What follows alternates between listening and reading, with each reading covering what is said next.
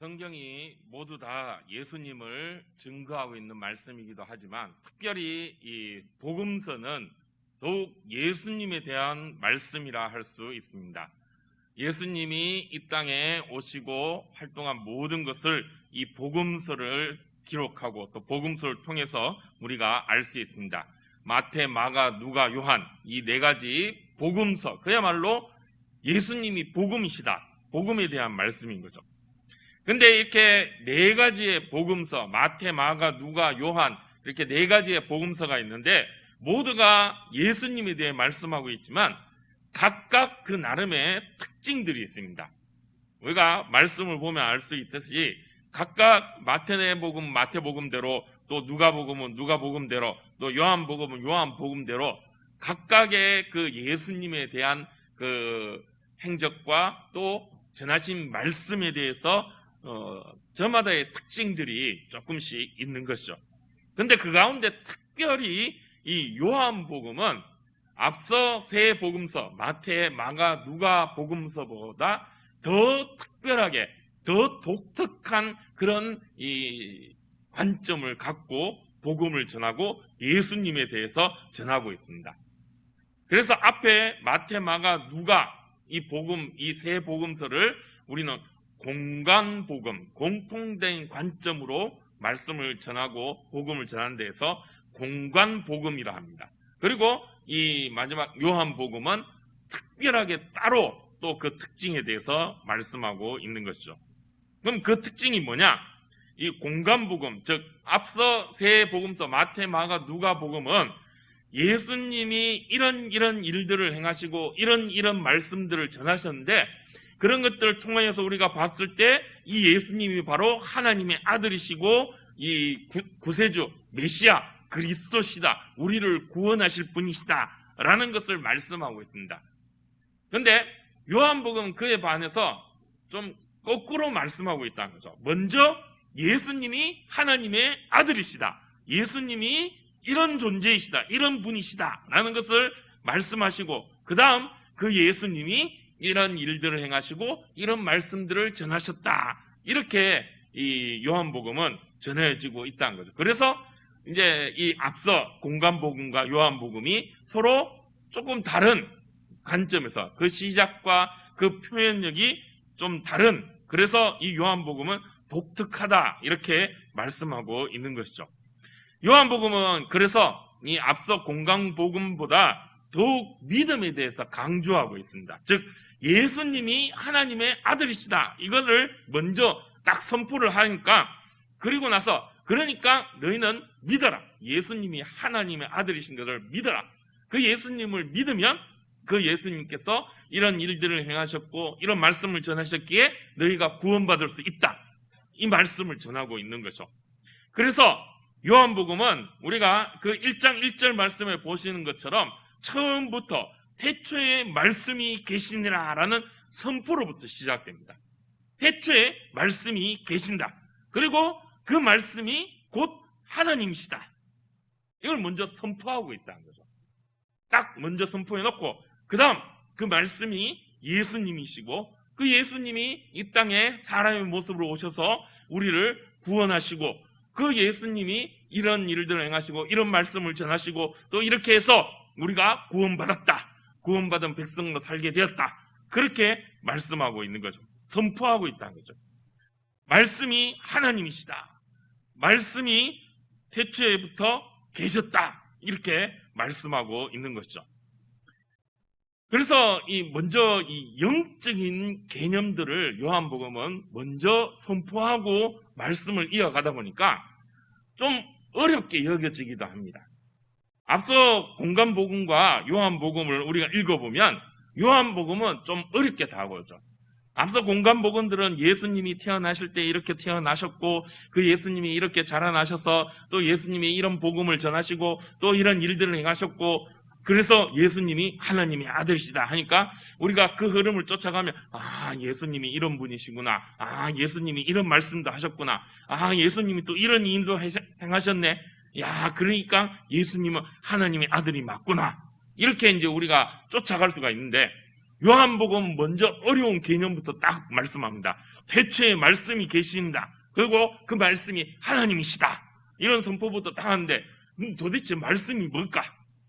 거기서부터 이제 우리가 좀 어려워지기 시작하죠. 사실 이 요한복음 1장 1절에 나오는 이 말씀이란 개념, 1장에 나오는 이 말씀이란 개념은 쉽지 않은 개념입니다. 정말 어려운 개념입니다.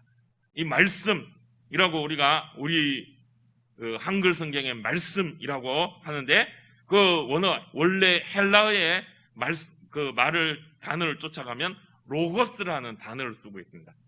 이 로고스라는 말이 참 쉽지 않은 말입니다. 좀 철학적이고 아주 개념적인, 그리고 우리가 소위 좀 유식한 말로 형이상학적인 그런 개념을 갖고 있습니다.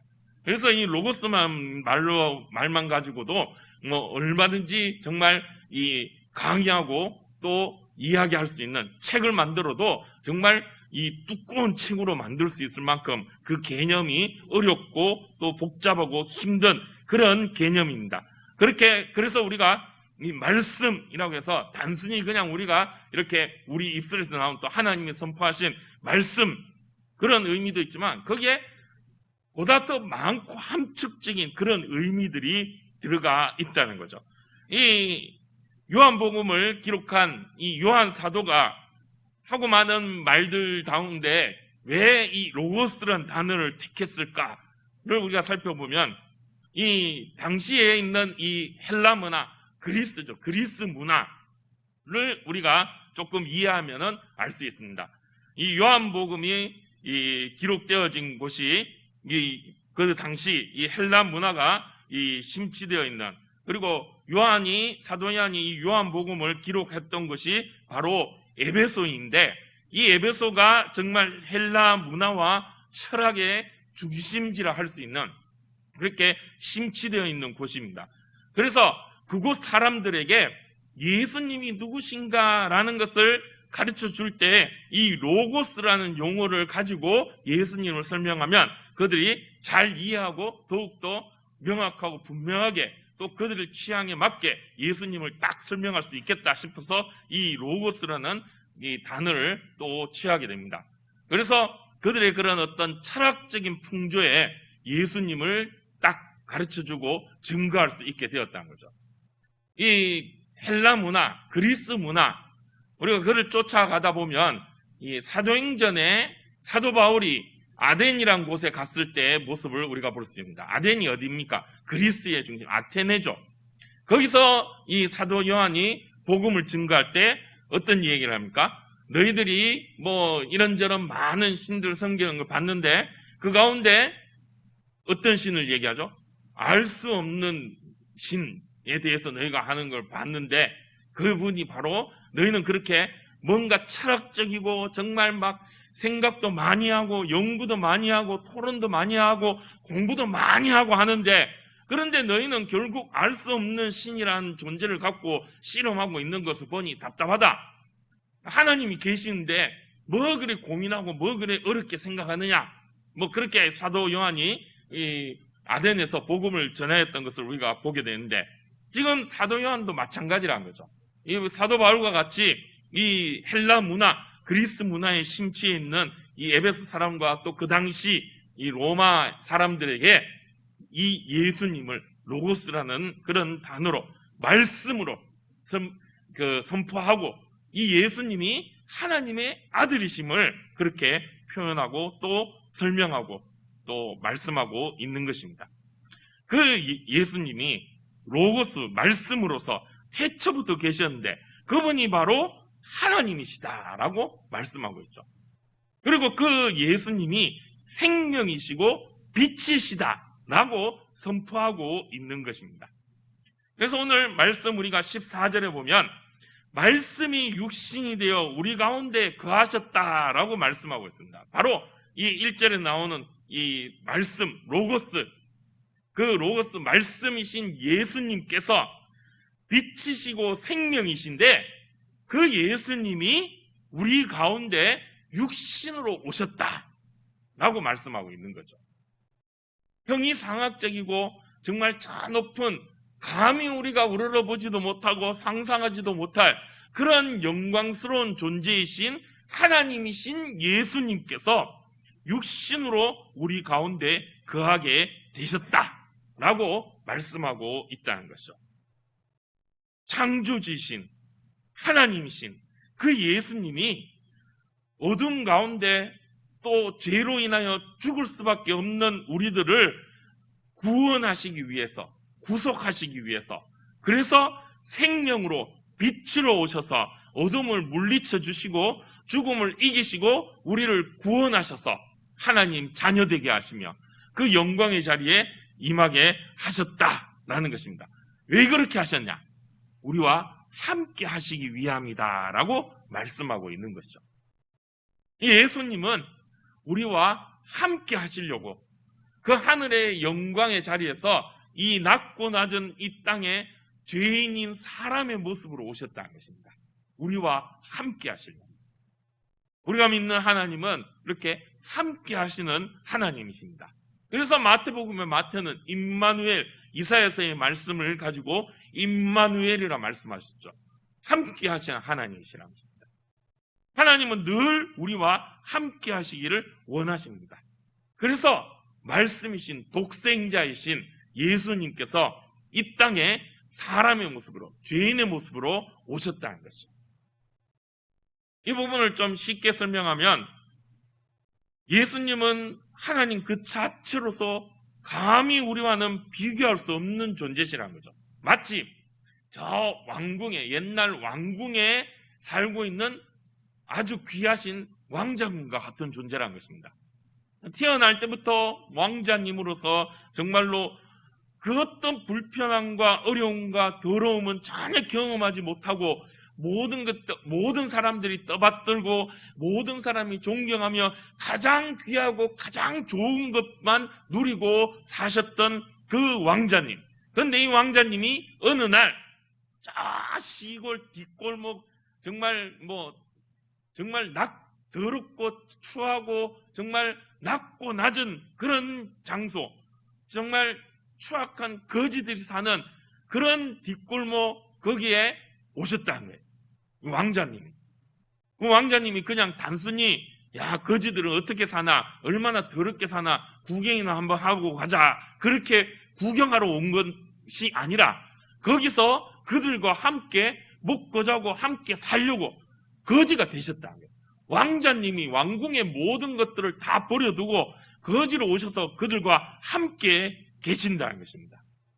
이 예수님이 그렇게 하셨다는 거예요. 왜? 그곳에서 우리를 구원하시기 위해서, 그 더럽고 추한 곳에서 구원하시기 위하여 우리와 같은 모습으로 우리에게 찾아오셨다는 것입니다.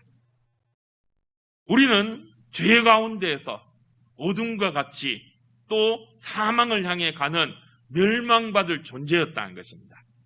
그런데 하나님이신 예수님께서 그 영광의 자리에서 우리에게 찾아오셨다는 거죠. 그래서 14절 후반부에 보면 우리가 그의 영광을 보니 아버지의 독생자의 영광이었다라고 말씀하고 있죠.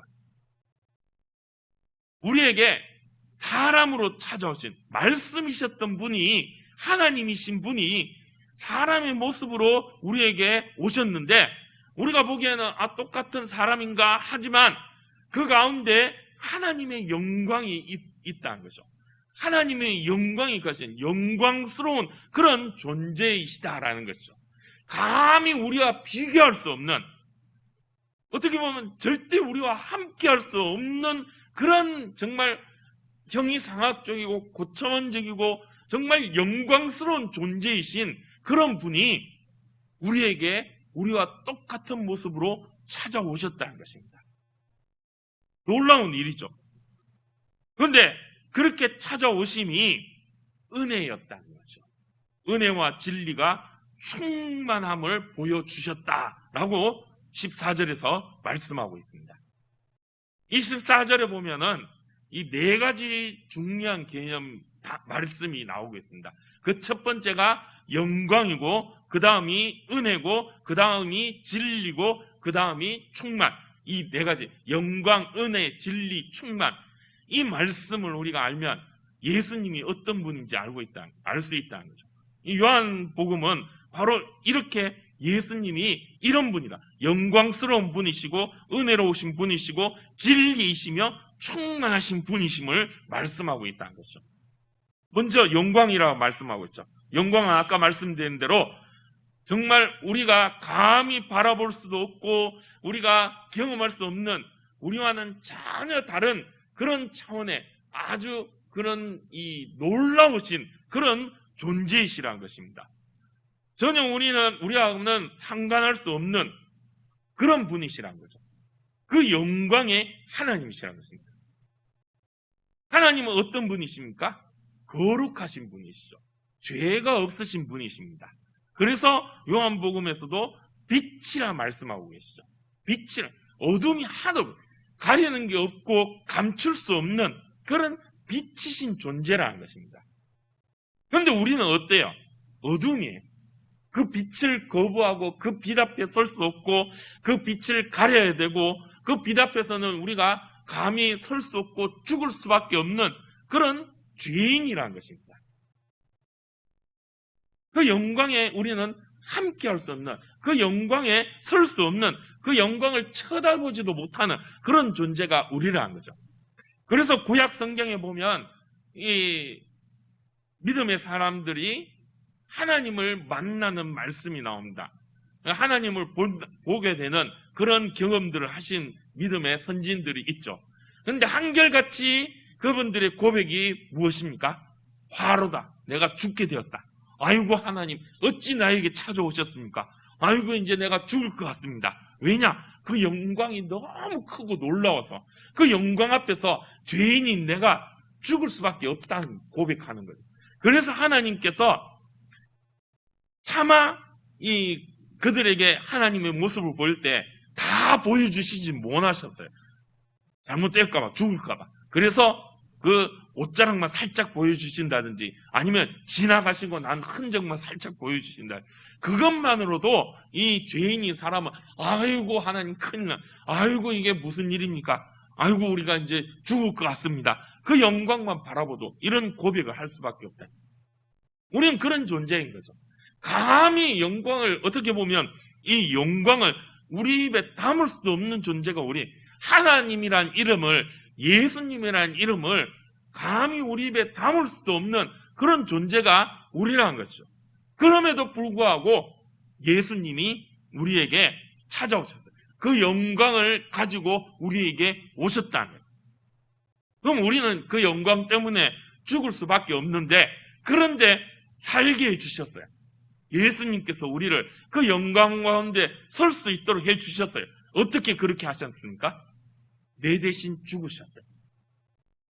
죄로 인해서 나는 그 영광의 자리에 설 수 없는데 죄 때문에 나는 감히 하나님을 아버지라 부를 수도 없고 하나님 앞에 설 수 없고 하나님과 함께 할 수 없는 그런 존재인데 그런데 예수님께서 나를 대신하여 죽으심으로 내 죄값을 대신 치루어 주시고 나를 구원하여 속량해 주셨어요. 내 죄값을 속량해 주셨어요. 그래서 죄에서 구원하셨어요. 그래서 우리는 예수님으로 인해 구속받았죠. 구원받고 속량을 받은 그런 존재. 예수님 때문에 하나님과 함께하며 살 수 있게 되었다는 거죠. 원래는 어둠 가운데에서 죄로 사망으로 죽을 수밖에 없는 멸망받을 수밖에 없는 그런 존재였는데 예수님 때문에 예수님이 내 자신 그 죄값을 치루어 주셔서 이제 우리는 살게 되었고 그 영광에 거하며 하나님을 아버지라 부르고 하나님과 함께하며 살아갈 수 있는 그런 이 영광의 존재가 되었다는 거예요. 하나님의 자녀가 되었다는 것입니다. 이것이 은혜입니다. 내가 뭘 잘해서 내가 뭐 잘나서 내가 특출나고 뛰어난 존재라서 그래서 그렇게 영광의 자리에 설 수 있는 게 아니었다는 거죠. 100% 전적으로 예수님께서 이루어 주셨다는 거예요. 예수님이 주신 선물이 은혜라는 것이죠. 거기에는 나의 어떤 지분이 요만큼도 들어있지 않다는 것입니다. 그리고 또 예수님께서 그렇게 은혜를 베푸시면서 우리에게 그 어떤 대가도 요구하시지 않았다는 거죠. 너 구원해 줄게. 내가 너 대신 죽어줄게. 대신 너 나한테 뭐 돈을 얼마를 가져와라. 아니면은 내가 너 대신 죽어주고 네 집값을 치러줄 테니까 너 나한테 절을 10,000번, 1,000번 해라. 이런 조건 없다는 거죠. 그냥 해주셨어요. 아무 대가 없이. 그렇게 예수님이 내 대신 죽으심으로 생명값을, 죄값을 생명으로 치루어 주시고 나를 살려주셔서 그 영광의 자리에 서게 해 주셨다는 것입니다. 이것이 진리라는 거죠.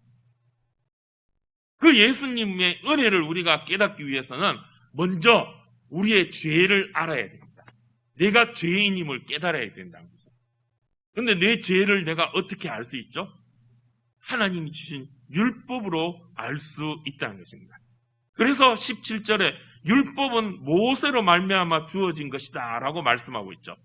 하나님이 모세를 통하여서 이스라엘 백성들에게 하나님의 법도 율법을 주셨습니다. 그 율법으로 이 백성들은, 이스라엘 백성들은, 사람들은 죄를 알게 되었어요. 부모를 공경해라, 거짓말하지 마라, 남의 거 훔치지 마라, 주의를 거룩하게 지켜라, 또 우상을 섬기지 마라, 하나님을 온전히 하나님만 믿어라, 이런 계명을 주셨죠. 그것을 보니까 난 부모님 잘 공경하지도 않는데, 나 거짓말도 했는데, 난 남의 거 훔치는데, 나 하나님 잘 안 섬기고 우상도 섬기고 내가 그러는데, 야, 이거 보니까 나는 죄인이네. 야, 큰일 났네. 내가 이런 죄를 지었네. 나는 죄인이네. 이 죄값을 어떻게 하지? 나는 어떻게 살아야 되지? 죄인으로서 이제 내가 망하게 되었네. 큰일 났다. 거기서 예수님의 은혜를 발견하게 돼요. 그렇게 죄인으로 망할 수밖에 없는데, 그런데 예수님께서 나를 대신하여 그 죄값을 치러주심으로 우리가 살게 되었다는, 그 영광의 자리에 서게 되었다는, 이것이 진리인 것입니다.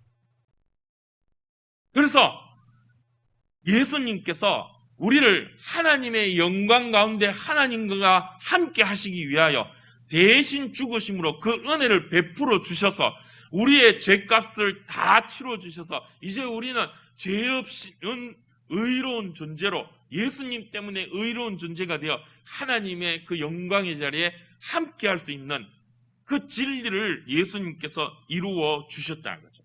그런데 그것이 예수님의 충만함으로 이루어졌다는 거예요. 이 충만이라는 것은 무엇입니까? 100% 가득 찼다는 거예요. 다른 게 전혀 없는 완전 100% 순수한 예수님의 은혜라는 거죠. 거기에 그 어떤 나의 그 어떤 것도, 그 어떤 노력이나 어떤 나의 그 어떤 나의 어떤 능력이나 나의 어떤 내가 가지고 있는 그 무엇으로 되어진 것이 아닌 온전히 오로지 하나님의 은혜, 예수 그리스도의 은혜로 이루어진 예수님으로 충만한 그런 사건이었다라고 말씀하고 있는 것입니다. 그렇기 때문에 우리는 그 예수님 앞에서 하나님을 아버지라 부르는 영광의 자리에 서게 될 때 우리는 오로지 그 은혜만을 찬양할 수밖에 없다는 거죠. 그래서 이 16절에 이 요한 사도는 이렇게 고백하죠. 우리가 다 그의 충만한 데서 받으니 은혜 위에 은혜라. 아무리 생각해봐도 오로지 예수 그리스도의 은혜였다. 은혜 위에 은혜뿐이다. 오로지 은혜밖에 아니었구나. 그동안에는 내가 뭔가를 해야지 구원받을 수 있는 줄 알았는데, 그동안에는 내가 저 죄를 다 이겨내고 의로운 백성이 돼서 내가 이 계명도 지키고 저 계명도 지키고 이것도 지키고 저것도 지키고 그렇게 잘 지키고서 죄를 하나도 안 짓고 의롭게 살아가지고 그렇게 영광의 자리에 설 수 있다고 생각했는데 그게 아니었다는 거죠. 나는 할 수 없는 일이었는데, 내 능력으로는 감히 감당할 수 없는 일이었는데 예수님께서 다 해결해 주시고 그 은혜로 이제 살게 되었다는 것입니다. 그래서 우리는 이제 그 은혜만을 찬양하면 됩니다. 이제 예수님께서 우리에게 원하는 건 아무것도 없습니다. 또 우리가 그 예수님께 할 수 있는 건 아무것도 없습니다. 오로지 그 예수님의 은혜만을 찬양하며 하나님의 그 영광의 자리에 하나님과 함께하며 하나님을 찬양하고 하나님을 예배하는 것, 그밖에 없다는 거죠. 은혜 위에 은혜라. 오로지 찬양함이 우리의 사명이고 찬양함이 우리의 본분이라는 것입니다. 그렇습니다. 우리는 은혜로 살아가는 존재입니다. 그 은혜를 우리가 누리게 될 때, 그 은혜를 깨닫게 될 때 감사하지 아니할 수가 없다는 것이죠. 그저 내가 지금 살아 숨쉬고 있다는 것만으로도 우리는 감격하며 감사할 수밖에 없습니다. 왜? 우리는 죽어 멸망할 수밖에 없는 존재였기 때문이죠. 그런데 우리를 살려주셨어요. 내가 지금 살아있다는 거죠. 예수님 은혜로 살아있다는 거죠. 숨쉬고 살아있는 것 자체만으로도 우리는 감사할 수밖에 없다는 거죠. 그게 모든 게 주님의 은혜였다는 거죠. 그런데 우리는 형편을 바라보고 원망하고 불평할 때가 있습니다. 사실 지금 나의 형편은 중요한 게 아닙니다. 지금 내가 어떤 처지인가, 지금 내가 어떻게 살고 있는가, 이거 중요한 게 아니에요. 내가 남들보다 뭘 더 가졌는가, 남들은 저만큼 갖고 있는데 나는 왜 이게 없을까, 이게 중요한 게 아니에요. 뭐 있고 없고 많고 적고 뭐 높고 낮고, 이거 하나님 앞에서, 하나님 주님의 은혜 앞에서 아무 의미가 없는 것이란 거죠. 그래서 우리가 주님의 은혜로 살아있다는 것, 그래서 저 천국에 갈 수 있다는 것, 그래서 우리는 감사하고 감격할 수밖에 없는 것입니다. 우리의 결말은 이미 정해져 있죠. 무엇입니까? 하나님의 자녀로서 그 영광의 자리에 영원토록 함께 있는 것, 저 천국에서 우리가 영생 복락을 누리며 그 영광의 자리에 영원토록 하나님만 찬양하고 예배하는 것, 이것이 우리의 결국인 것이에요. 우리의 결말이, 우리의 끝의 모습이죠. 그런데 지금 우리의 형편을 보니까 전혀 그렇지가 않아요.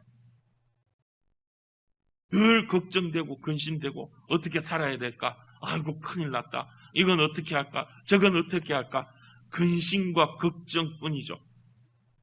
사단이 늘 우리에게 그렇게 근심과 걱정을 눈앞에 두면서 우리를 시험하고 우리를 방해합니다. 하나님의 믿음으로 그 은혜를 찬양하며 하나님의 그 영광의 길로 그 천국으로 가는 길을 사단은 지금도 방해하고 있다는 거죠. 그렇지만 우리가 그 사단의 시험과 방해를 우리가 낙심하지 아니하는 것은 이미 예수 그리스도께서 십자가에서 그 사단을 이기셨기 때문입니다. 주님이 승리하셨어요. 이미 사단은 예수님을 인하여 그 허리가 꺾였어요. 온전히 힘을 쓸 수 없는 존재. 그런데 아직도 숨이 붙어서 우리를 괴롭히려고 하지만 그것도 우리가 걱정할 필요가 없어요. 결국엔 예수님께서 그 사단의 머리를 짓밟으실 것이기 때문인 거죠. 사단이 우리를 망하게 할 수는 없다는 거예요. 이제는. 왜? 예수님의 은혜 가운데 우리가 살아가기 때문에, 예수님이 그 은혜로 우리를 살려주셨음을 우리가 믿기 때문에, 그 믿음 때문에 우리는 더 이상 사단을 두려워하거나 걱정할 필요가 없다는 거죠. 오히려 사단이 우리를 시험하고 우리를 방해하고 또 우리 앞에 고난과 어려움과 환난을 두고 우리를 근심하고 걱정하게 만들 때 우리는 오히려 그 사단의 시험 때문에 하나님 앞에 감사할 수 있어요. 왜? 그 시험이 우리로 하여금 예수님의 은혜를 더욱더 분명히 알고 볼 수 있게 만들어주기 때문인 거죠. 환난이 있습니까? 시험이 있습니까? 어려움이 있습니까? 고민이 있고 고난이 있습니까? 그때 우리는 어떻게 하죠? 어떻게 합니까? 예수님 앞에 나와서 기도하죠. 하나님 앞에서 기도하죠. 아이고 하나님 큰일 났습니다. 살려주십시오. 내 앞에 이런 문제가 있습니다. 나한테 이런 질병이 있습니다. 나한테 이런 어려움이 있습니다. 나한테 이런 경제적인 문제가 생겼습니다. 나한테 이런 사람과의 관계로 인한 문제가 생겼습니다. 이거 내가 어떻게 감당할 길이 없습니다. 이거 내가 어떻게 해결할 길이 없습니다. 하나님 도와주십시오. 살려주십시오. 그렇게 우리가 기도하죠. 그러면 하나님께서 뭐라 그러십니까? 그 병은 내가 못 고치겠는데 다른 데 가서 알아볼래? 그 정도 경제력은 내가 없는데 내가 못 해주겠는데 다른 데 가서 알아볼래? 하나님이 그런 하나님이십니까? 아니죠. 그래, 뭐가 필요하냐? 내가 도와줄게. 내가 해결해 줄게. 그래, 걱정하지 마. 내가 했다. 내가 너를 사랑한다. 내가 너를 구원해 준다. 내가 너를 위해서 어떻게까지 했냐? 내 하나밖에 없는 독생자를 대신 죽게까지 하면서 너와 함께 하고 있다. 걱정하지 마. 내가 너를 책임져 줄게. 하나님이 그렇게 우리에게 말씀해 주고 그 믿음을 우리에게 주셨다. 그래서 우리는 오히려 그 시험을 기뻐하고 감사할 수 있는 것입니다. 왜냐? 그 시험 때문에 하나님의 그 사랑과 그 은혜를 더욱더 분명하고 확실하게 볼 수 있기 때문인 것이죠.